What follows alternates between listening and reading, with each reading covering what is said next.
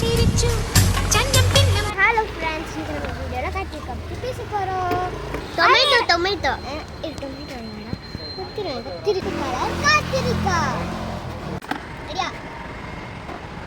Okay வாங்க. சரி இல்லை போட்டுக்கலாம். இப்போ கொஞ்சம் பெருசாக இருக்கு. அடுத்து என்ன அப்படின்னா பாருங்களேன், லைட் பர்பிள் கலர் போட்டுக்காச்சு.